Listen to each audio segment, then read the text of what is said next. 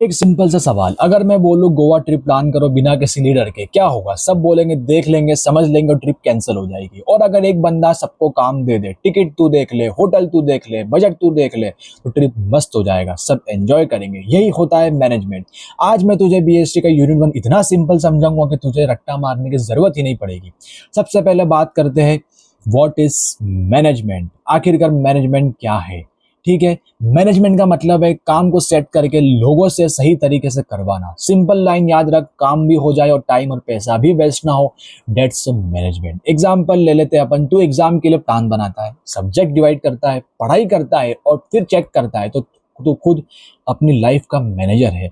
एक चीज याद रखना, काम होना इज नोन एज इफेक्टिवनेस और टाइम और पैसा बचना एफिशिएंसी। बोर्ड में चेकर्स इन दो वर्ड्स को ढूंढते हैं, तो ध्यान रखना ये चीज लिख कर आना। काम होना इफेक्टिवनेस और टाइम और पैसा बचाना एफिशिएंसी। इसको मैं एकदम सिंपल लेमन लैंग्वेज में समझा रहा हूँ तुम लोग को, एकदम भाई वाली लैंग्वेज में, जैसे एग्जाम के पहले एक दोस्त अपने दोस्त को समझाता है। मैं बिल्कुल वैसे आपको समझाऊंगा। अगर आपको बेसिक इंग्लिश आती है तो आप अपना आंसर फ्रेम करके लिख के आइए, आपको बहुत अच्छे मार्क्स मिलेंगे। तो चलिए शुरू करते हैं। दूसरा टॉपिक है अपना characteristics of management. Characteristics of management में 6 कैरेक्टरिस्टिक्स है अपने पास। सबसे पहली एक गोल होना चाहिए।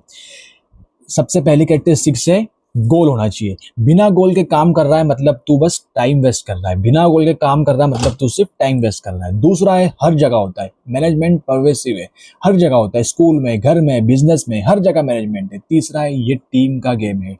ये अकेला बंदा काम करे तो वर्कर, टीम हैंडल करे तो मैनेजर। उसके बाद चौथा है कंटिन्यूस है, चलता रहता है। एक बार प्लान बनने का काम खत्म नहीं होता, रोज प्लान रोज चेक। पांचवा है चेंज होता रहता है, सिचुएशन के हिसाब से मैनेजमेंट भी चेंज होता है। उसके बाद है दिखता ही नहीं है, इंटेंजिबल है, सिर्फ रिजल्ट दिखता है बॉस। मैनेजमेंट अगर अच्छा है तो स्मूथ लाइफ है, खराब है तो फुल ऑफ चॉइस है। ठीक है, तो इसी के साथ अपने कैरेक्टरिस्टिक्स ऑफ मैनेजमेंट खत्म होती है। इसके बाद आता है अपना ऑब्जेक्टिव्स ऑफ मैनेजमेंट। मैनेजमेंट करता क्या है? 3 सिंपल गोल्स होते हैं मैनेजमेंट के। पहला है ऑर्गेनाइजेशनल गोल, यानी कंपनी का गोल जिसमें प्रॉफिट, ग्रोथ और सर्वाइवल आता है। दूसरा है सोशल ग्रोथ, यानी सोसाइटी का गोल, किसी को नुकसान ना हो, सोसाइटी को नुकसान ना हो, सोसाइटी के एक्टिविटीज होनी चाहिए, सोशल एक्टिविटीज होनी चाहिए। तीसरा है personal goal, personal objectives, means employ का goal, salary, growth, respect etcetera. Simple line याद रखना है इसमें अपने को, सबका फायदा होना चाहिए। उसके बाद अपन पढ़ेंगे इंपॉर्टेंस ऑफ मैनेजमेंट। अगर मैनेजमेंट ना होता तो क्या होता? काम उल्टा पुल्टा हो जाएगा, टाइम वेस्ट होगा, लोग कंफ्यूज हो जाएंगे। तो मैनेजमेंट हेल्प करता है गोल अचीव करने में, सबसे पहला। दूसरा है टाइम और पैसा बचाने में। तीसरा है चेंजेस हैंडल करने में। चौथा है एम्प्लॉय को मोटिवेट करने में। और पांचवा है ओवरऑल लाइफ को सॉर्टेड बनाने में। ठीक है, इसी के साथ अपना इंपॉर्टेंस ऑफ मैनेजमेंट भी खत्म होता है। अब वन पढ़ेंगे नेचर्स ऑफ मैनेजमेंट। मैनेजमेंट का नेचर कैसा होता है? मैनेजमेंट का नेचर आखिरकार कैसा होता है?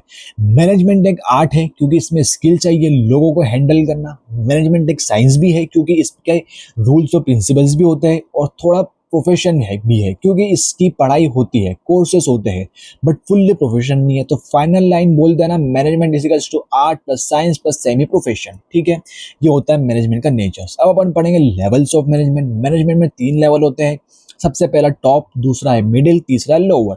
टॉप लेवल पर आते हैं बड़े बॉस, ये लोग सोचते हैं, प्लानिंग करते हैं। दूसरे लेवल पर आते हैं, मिडिल लेवल पर आते हैं, ब्रिज का काम करते हैं। टॉप की बात वर्कर तक, वर्कर की प्रॉब्लम टॉप तक पहुंचाते हैं। तीसरा है लोअर लेवल, एक्चुअली काम करते हैं, सुपरवाइजर्स एक्सेट्रा। तो इसके शॉर्टकट है top things, middle links, lower works. ठीक है, उसके बाद आता है functions of management. Functions of management में 5 फंक्शंस ऑफ मैनेजमेंट है। Planning, organising, staffing, directing, controlling. ठीक है, इसको अपन याद कर सकते हैं POSDC, please organise study daily carefully. ठीक है, प्लानिंग यानी क्या करना है, ऑर्गेनाइजिंग यानी कौन करेगा और कैसे करेगा, स्टाफिंग यानी राइट लोग चूज करना, डायरेक्टिंग यानी गाइड और मोटिवेट करना, और कंट्रोलिंग यानी चेक करना सब सही चल रहा है या नहीं चल रहा है। उसके बाद आता है अपना सबसे हलवा टॉपिक कोऑर्डिनेशन। सोचो एक क्रिकेट टीम है, अगर सब अपना अपना खेल रहे तो बिना कोऑर्डिनेशन की टीम हार जाएगी। अगर सब एक साथ एक ही प्लान के अकॉर्डिंग खेले तो टीम जीत जाएगी। तो कोऑर्डिनेशन का मतलब है सबको एक डायरेक्शन में काम करवाना, इसीलिए बोलते हैं coordination is the heart of management. Exam में इस पे आता है एसेंस ऑफ मैनेजमेंट भी लिखना। ठीक है, इसके बाद एक छोटा सा आप लोग के लिए मैसेज है।